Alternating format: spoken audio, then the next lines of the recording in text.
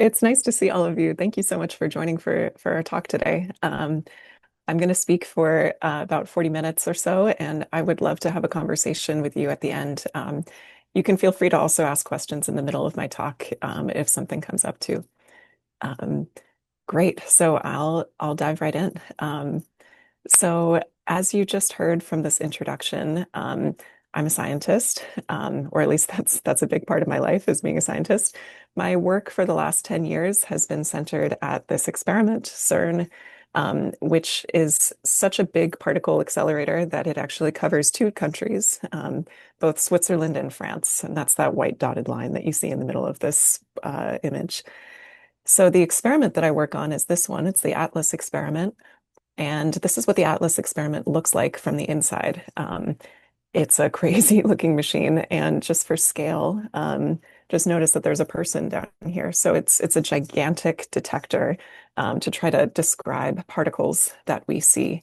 Now, from the perspective of the particles, it's a lot more chaotic. So this is an artist's interpretation of what it must feel like to be some of these particles that are zooming around. And this is kind of what happens in the middle of our detector, that these particles are smashed together. They create these big explosions of energy. And then from those explosions, new particles are created. And that's what we measure in this big detector. So there are lots of ways to think of what particles look like. We're not really taking pictures of particles, but we are measuring their properties in different ways. And so this is sort of one way that you can imagine measuring the properties of particles is as what we call point clouds. So there are little points in three-dimensional space, and they can be spread out over this entire image. So a lot of my scientific career has been thinking of particles as these three-dimensional point clouds and trying to come up with AI methods to analyze particles in this form. But another big important part of my life is my creative life. And so for a number of years now, I've also thought of my dance practice and my performance practice from kind of a digital lens. And so I start with the introduction of particle physics just to sort of show you the way that I'm used to analyzing data, maybe. And I've tried to bring some of that analysis into my performance as well, using motion capture, which is sort of the suit that you see here on the left. So an important caveat that I like to start with is just to say that by no means am I the only person who's ever thought about thinking about technology and dance in the same sentence. And the style of dance that I was trained in is postmodern and contemporary dance. And it turns out that in this style of dance, there's a huge history of using algorithms, equations, even motion capture and software and more to generate work. So it's certainly not a new thing in my dance world to use technology to create work. But nevertheless, I'm inspired by this lineage of the history of modern dance and thinking about technology and mathematics. So I've sort of explored this intersection of AI and data science and dance. And I like to also start with why would I want to combine these things? Because for a lot of people, these are entirely separate avenues for thinking about the world. So I'll tell you at least from my perspective what I have found from this intersection, right? Here are a couple reasons why I like to make art with AI. One is, of course, that I'm a scientist. So thinking of filtering and processing the world through data analysis is very natural for me. Um, but another thing is that, it's clear that AI models are amazing predictors. And so I am curious about what do they see in myself and in my art practice. And in other ways, they also are ubiquitous. And in some ways, it feels like AI is happening to us, and we don't really get a choice in that. So I find that it feels empowering, or at least subversive, to flip the narrative and build these models myself, to analyze them, and to use them in a way that I choose. Um, Aesthetically, some of the aesthetics are truly wild and surprising and fun. And I'm sure we can all relate that there are times when in our creative practice when we feel a little bit stuck, and it can be helpful to have a kind of randomization element that delegates the creative impulse for a bit and allows you to explore something new. One artist who I listened to once described it as riding a bull, which I really love. This quality of you have some control, you're steering, but nevertheless the bull is kind of kicking at different points and it surprises you. And I think that this is a really nice metaphor for the experience of working with technology as an artist, so that you have some control, but in other ways you don't have control. Um, and then finally, I have also come to think of this process of training models on data of my artistic work as kind of a form of creative documentation and preservation. And this has taken on different levels of meaning for me over the years, where, especially in dance, thinking about capturing my movements, we don't have great ways of preserving dance. We have video, we have some forms of notation, we have language, but none of these really kind of fully capture the experience of movement. And I have found it kind of personally resonant to think of preserving my creative capacity of my body at different points in time, especially as I age. I've also been inspired by movement artists like Pina Bausch, who has this great quote, "I didn't want to imitate anybody. Any movement I knew I didn't want to use." And so especially in the early days of my practice, I was really inspired by this idea of I wanted to create movements that I would never have created otherwise. And I wanted something that really surprised me in that process. And something that I also developed over time was thinking about what does it mean to be successful in this kind of research. Success, I found sort of a more expansive definition of success in that in AI research or in science, you need something that works perfectly and that you can control. You understand the uncertainties. But in art, I think success can look a little bit different. So for me, of course, realism was something that I hoped to achieve. I also hoped that these movements that I would generate with AI would feel authentic, would feel I would recognize myself in them in some way. But I also wanted them to surprise me and to be something unusual. And I loved this term that I encountered from philosopher Henri Michaud, who described the desire to move. And this is kind of a painting on the left that is it embodies this idea that these characters here, they don't look 100% realistic like people, but they nevertheless kind of capture the desire to move. And looking at them, it makes me want to imitate and to explore the qualities of movement in this image. So that's what I hoped, is that the outputs that I generated would make me want to move. I'll do a little bit more framing in terms of thinking about AI and creativity, and then I will get into the details of my creative work. Um, but I love to show this series of tweets. This is by a group called Yacht. I don't know if any of you have encountered their music, but it's really wild. I recommend it. And they were nominated for a Grammy not too long ago for an album that used a lot of AI in their creative process.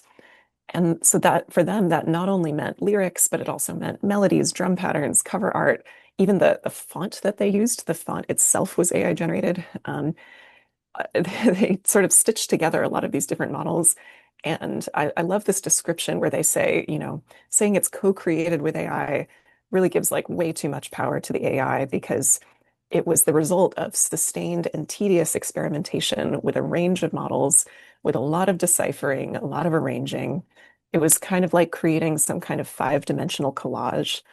And the result is something they love. And although they used AI to make it, it's something only they could or would have made. I love this quote. "We're not interested in technology that makes music easier or obsolete, but we love finding new ways to make music making harder and weirder. The work is the thing."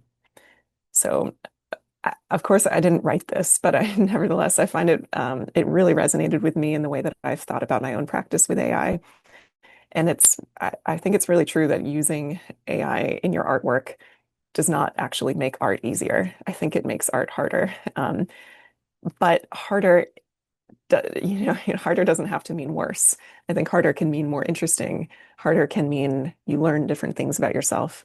So I find it to be a very healthy mindset in thinking about how to work with technology in general. Now, another aspect of working with creative technology, right, is that ultimately someone is making creative decisions, and that you can think of different relationships with the model itself. And I've found that in my development of my creative process, I've spent time kind of in, if you imagine different axes along who's making creative decisions, as well as is the technology, my friend? Am I thinking of it in a friendly way, or am I thinking of it as kind of an adversary? I think I've spent time in each of these quadrants, and I'll just kind of roughly label what I imagine these different sectors look like. And this is just sort of my own rough understanding of different different periods of the creative process when working with technology. And that's not to say that any project is easily sorted here, but I find it useful to think about different ways that you can choose to frame your relationship with the model. And at least for me, I love this bottom left quadrant where you, the human, are still making most of the creative decisions, but the model is somewhat adversarial and either critiquing your work or observing something about it or forcing you to sort of shift your practice in some way.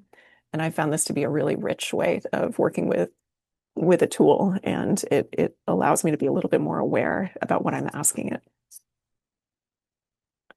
Okay, great. So with all of that framing in mind, now hopefully you understand a little bit more about just how I've thought about my approach with technology. I'm going to give you a couple of examples of artwork that I've made with AI, and I'll describe a bit of how I developed that. So the first is building up to this work called Mirror Exercise, which is an AI generated duet with myself. So I'll start with the data collection. So I worked with a motion capture studio to develop the data set for this work. So it's entirely my own movements. And you wear these suits that are covered in reflective spheres. The suits are very sweaty, and there are about 20 cameras in the room from many different perspectives. And when I collected the data, I was just moving improvisationally in the studio for a long time. So the movements are maybe not so remarkable, but these are just sort of like random examples of different sections of this data set, just to give you a sense of the quality of the output movements. And I worked with a team of a number of different people. At first, it was just me, and then I sort of started to sort of organically build this project as I talked with more people about it. So we ended up building a team of physicists, coders, as well as choreographers and dancers who helped inform how I thought about this process. And we wrote a paper together. And the sort of core idea of this model is compression. For those of you who, if any of you are familiar with machine learning or computer science in more depth, you might be familiar with the concept of a variational autoencoder. But all you need to really know about this is that it's a compression algorithm, and it's a nonlinear compression algorithm. So it's able to compress a lot of data very expressively. And the model learns how to sort of represent your data in just a handful of different dimensions. And then it learns to decode that same data point from a reduced representation. So this is what my model is learning how to do, is how to sort of learn a compressed representation of my movements. And then I can give it new numbers here in this bottleneck, and it will learn to decode those numbers into new sequences of dance. So this is the way that I can use it as a generative model also. So it worked. It learned how to generate movements that were sort of realistic. These are two different examples of some randomly generated new sequences that we got. And I thought that this would be sort of the end of the project. And you'll see that there's a variety of different qualities of these movements, right? They're realistic, they're a little jittery, they're a little strange, but you could sort of believe that this came from a real person. And I found that at this point, I started to get a little bored. I guess I was interested in what are other ways that we can use this other than to just randomly generate new movements, because that didn't feel actually that compelling at the end of the day. Um, so, uh, so what I did instead was to try to generate movements that were very unusual and very surprising. So instead of just doing these kind of typical movements, I almost hacked the model to generate movements that were very weird. So the next video piece that I'll show you quickly is stitched together all of generated movements, and they're all very unusual movements for the model.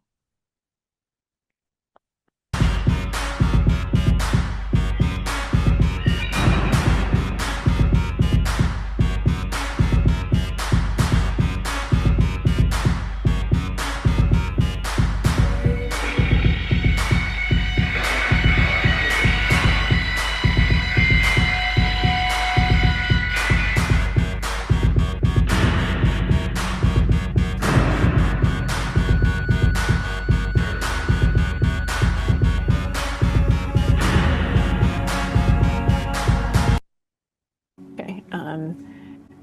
So we played around with creating weird movements. We also played around a little bit with putting this into practice in a live performance setting. So this is my colleague Raymond. We basically found a way to incorporate the live reactions of the model in real time. And so Raymond here is improvising based on inputs that he's getting from the model, and he's trying to sort of explore the full capacity of the model. So these were, again, very kind of early days. We were sort of figuring out, like, what's the most interesting thing to do with this model now that we've trained it? Because it seems like the most interesting thing is not to just generate nice looking movements. Maybe it's to generate things that look weird, and maybe it's to generate things that can actually inform the live performance practice.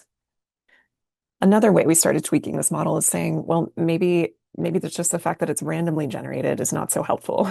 We want to have some more control as a choreographer. So I worked with a couple other researchers to think about how to use different qualities and labels in the generation process. So this is a way of sort of saying, oh, I want to make smooth movements or sudden movements to have a little bit more control over the types of movements that you're able to develop. And then another aspect of control that we tried to introduce was variations. So the way that this model is trained is that it sort of groups similar movements together, and it learns these relationships. So these are just two examples where these two sequences up top were both sampled from very close together in the model space. And you can see that they sort of have something in common, like they're both on all fours on the ground. So maybe these are both sampled from the part of the data landscape that the model sees as associated with being on the ground. And then these two movements down here are also sampled from close together from somewhere else. And to me, what I see as the similarity here is there's a similarity in timing of moving from a crouch back up to standing.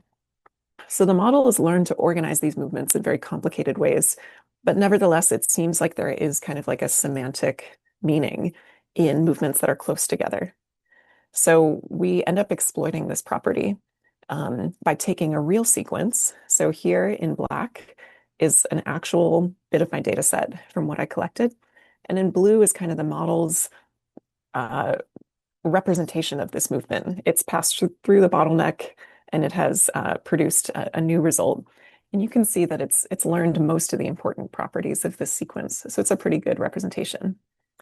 But then instead of just taking the exact output of the model, instead I can ask the model to give me a sequence that's very close by, but is not the actual original point. And so by doing that, by sort of deviating a little bit from the original phrase, it gives us this new phrase. And you have to kind of stare at it a few times to notice the difference. But at the very end of the sequence, the blue changes direction. So you might be able to spot that all of a sudden there's more differentiation. And I can start to move further and further away from the original phrase. And what's so cool about this to me is that I still retain a lot of control. And in some ways, it's expressing the same choreographic idea, but slightly differently. And so it allows me to sort of investigate all these different possibilities for kind of the same moment in time if I were to go back in time. Here I've stitched the three of them together so you can kind of see how the differentiation emerges. Um, and I'll make it a little simpler too, just to make it very clear. So here's a simple phrase that I might want to experiment with. Using this kind of variation strategy allows me to all of a sudden get these different options for different ways of doing kind of the same idea or the same movement. And this really makes it feel like there are a lot of possibilities. Um, if you're curious, I also have a live demo of this tool, and it allows you to try out these variations for yourself. So feel free to write this down, or I can come back to it at the end of the talk. But uh, it's a nice way to sort of understand exactly what I'm describing here, and it's a way for you to try to generate choreography on your own as well. Um, but next, I'd like to share kind of the culmination of this research, which was an AI generated duet with myself. So it's using this variational strategy that I just described here, except at different points in one single time sequence, I'm generating movements that are either very related or they start to become more and more different from the original phrase. And as a result, it takes this one little sequence of movement that was not necessarily so special in the original data set. But then once I pair it with this partner, it becomes a little duet on its own. So I'll show you that.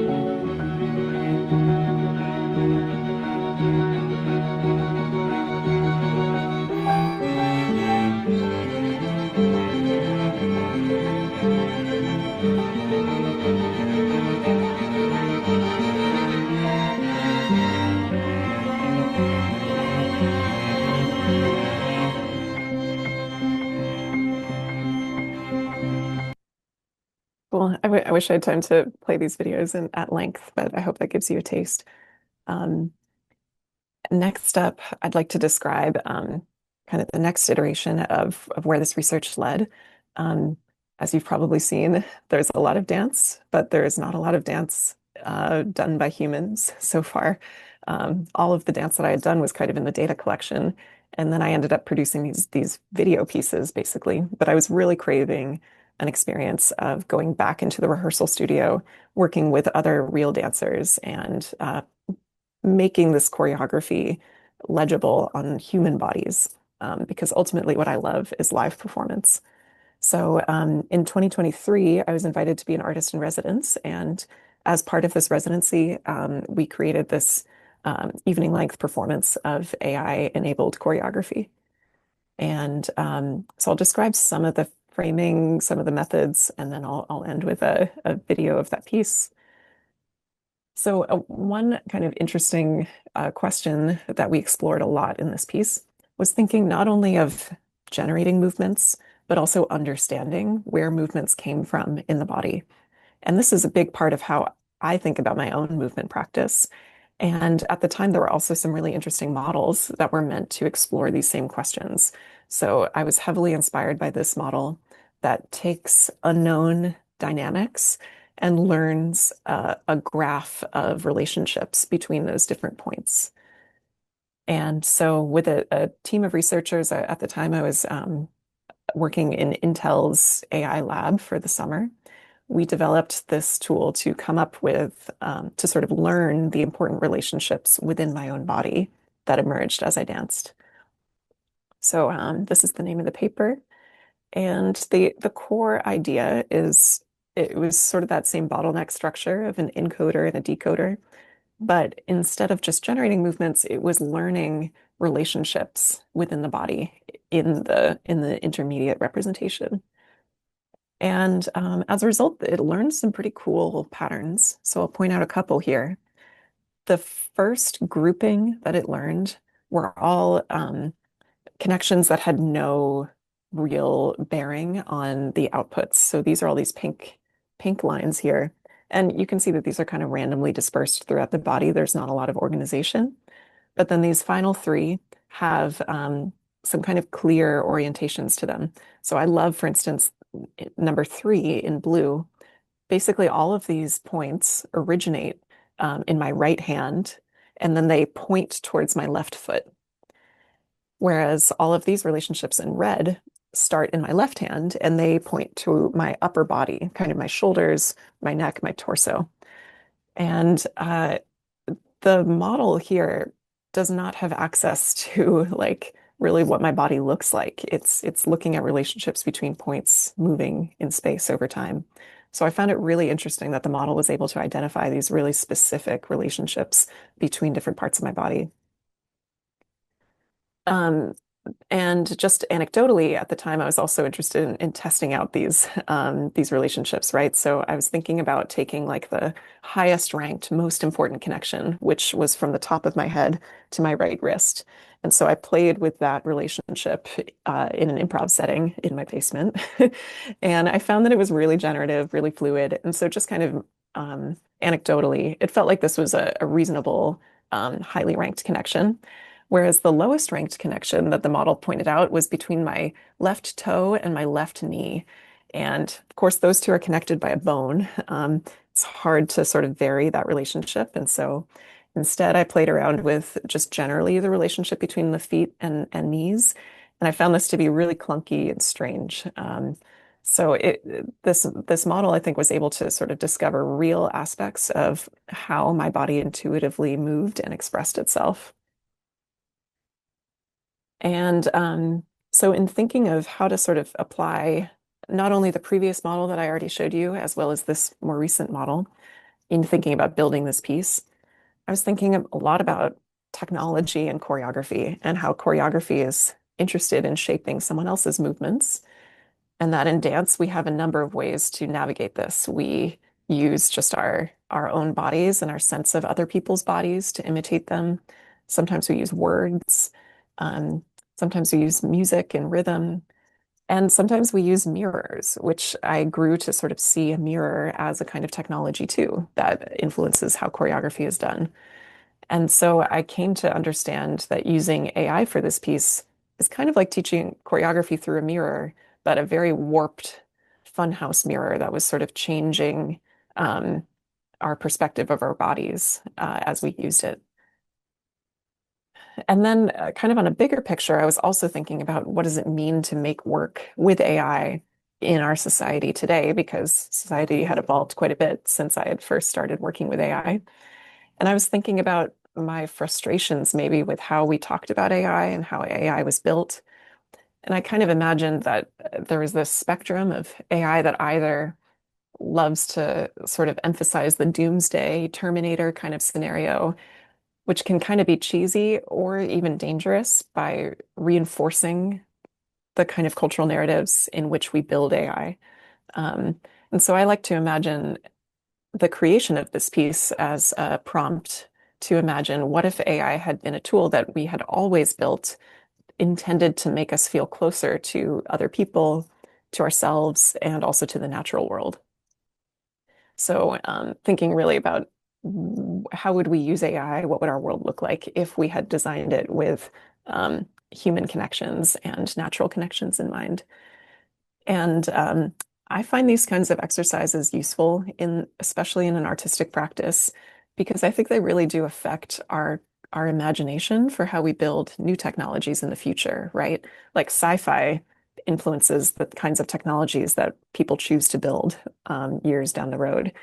So I thought about these types of images around, for instance, what if we designed a society that was not centered around cars? And so you see images like this that, at least in America, we don't see too often, where there are protected bike lanes that take up half the street, and there are green spaces and clear walkways for pedestrians and places to sit, where even just putting this into a visual form changes the way that people changes what we think is possible, basically. And I think it makes it feel like these worlds are more possible later on.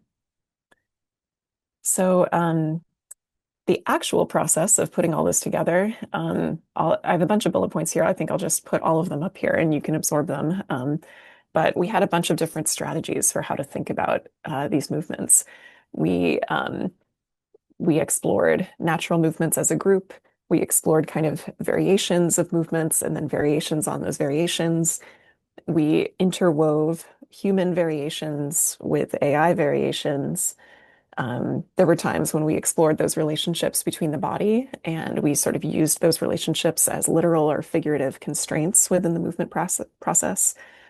There were times when we didn't use AI at all, and there were other times when we really explored these qualities of the mistakes that AI made, like glitching, that type of thing. Great. So next, I think, yes, this is a trailer for the actual piece.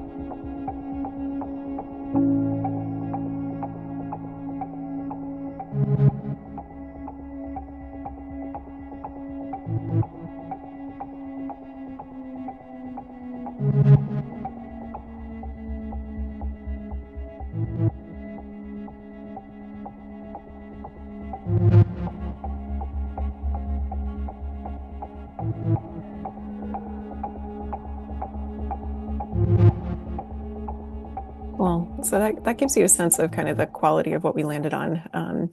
It was a really fun piece to put together, and you may have also noticed that the music itself was composed custom for this piece, and the music itself was incorporating technology and sounds from nature and all these different aspects. So it felt like kind of a maximalist piece where we were able to think about these questions not only in the choreography, but in the font design and the music and other aspects of it.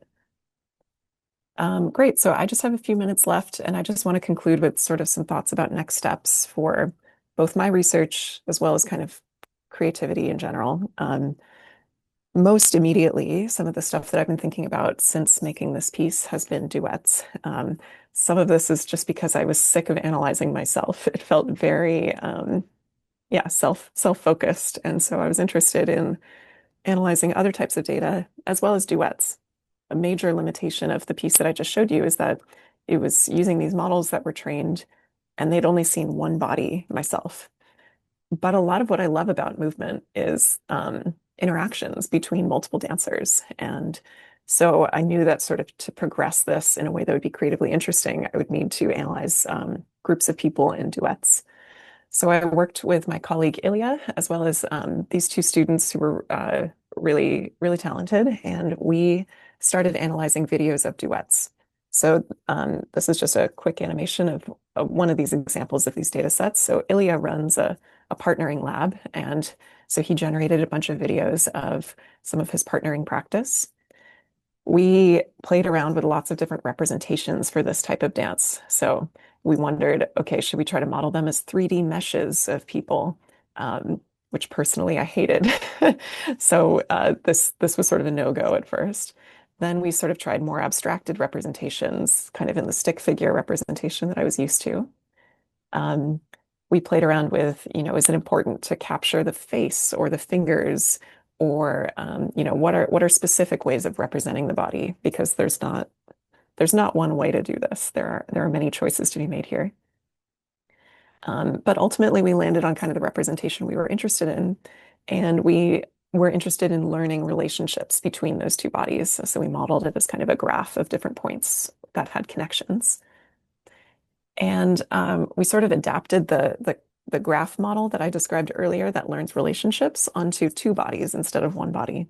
So what you'll notice in these different images, there are a couple lines drawn in dark black, and those lines represent the most important connections between the two bodies for these different movement phrases.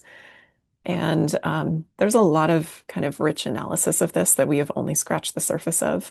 But it's interesting to see relationships between shoulders and mid-body, between feet and knees. Here, there's like a deep tangled web between hips as they grow closer together. Um, and here, there's sort of relationships between the two feet, as well as between one of the feet and one of the hands, which I found really beautiful. So the relationships start to resemble elastic bands, or even, you sort of feel the tension of the relationships that the model has identified here. And I love that it sort of makes these invisible relationships feel more tactile and more tangible.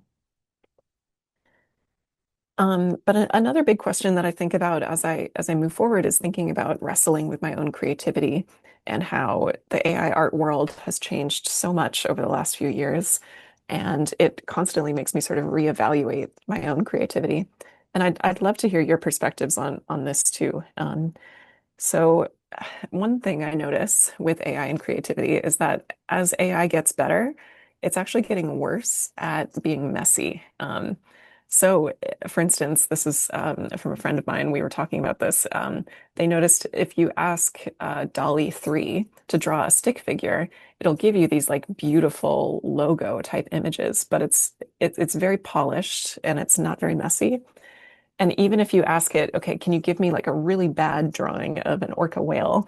It'll still give you these images that are like, they're totally perfect. And no matter how we prompted it to give us a poorly drawn model of a whale, it had no idea how to do something um, risky or messy. So I see this as kind of one drawback of creativity as AI gets better, is that it's kind of too good. But on the other hand, it's clear that there are cases where AI is not good enough, right? Um, for me, this was really epitomized. This is a real ad for Skechers that was actually in the New York City subway, and I passed it on my way to work every day. And it was clearly AI generated. And it got a lot of pushback for this reason, because it kind of gave this impression of just being really sloppy. And you might not notice it at first, but kind of the longer that you stare at this image, you start to say like, wait, what's going on with these shoes or these feet? Or like, who are these people in the background? They don't even look like people. They look like demons.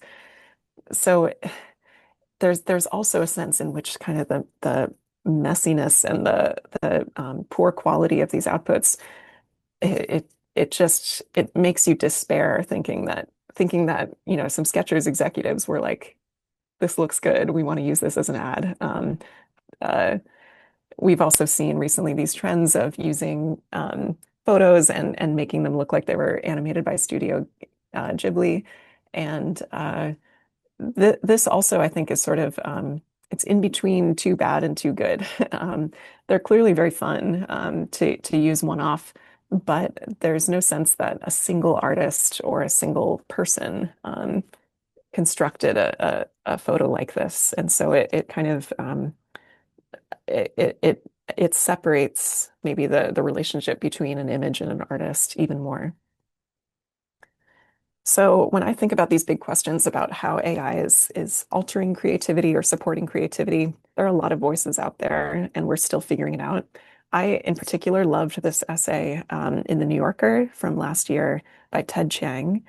Um, and I just wanted to highlight this one quote that I come back to a lot, where he basically defines art as something that results from making a lot of choices. So, um, and that can take all kinds of forms. But I tend to agree with this, and this shapes how I think about my own creative process. As you've seen, they're very convoluted processes.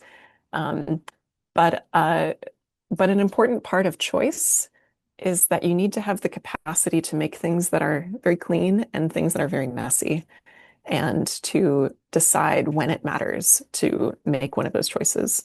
So I wanted to end on this point and to give you some examples of the messiness of my own models themselves, because my models were not always well trained or perfect looking or anything like that. So um, here are some examples of kind of the messiness of my own models, right? There were examples when the body sort of completely disintegrated into something unrealistic.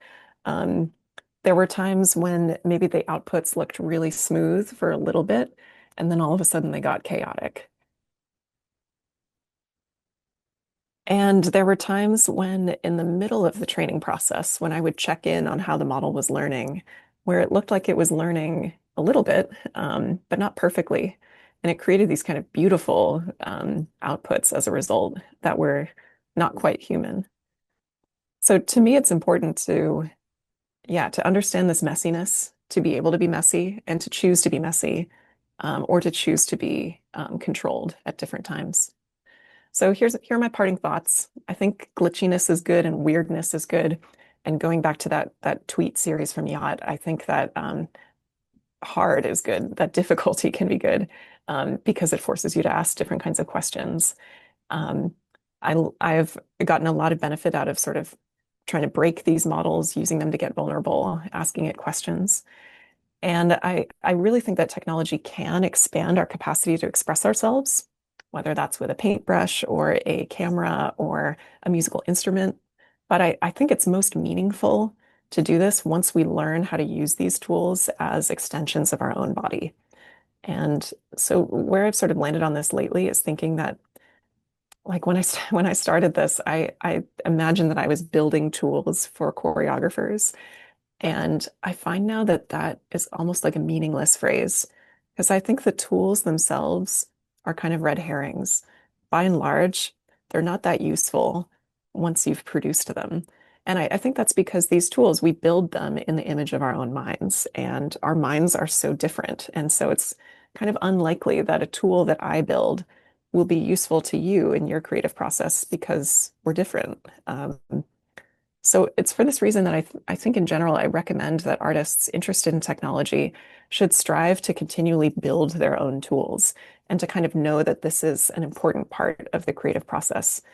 And so rather than maybe the way that the AI industry would want us to think of creativity as we build tools that can be used, that are products, I don't think that this kind of art practice is really product oriented.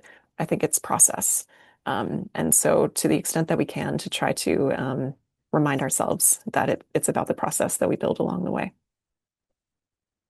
Great. Thanks so much. I'd love to take any questions that you have.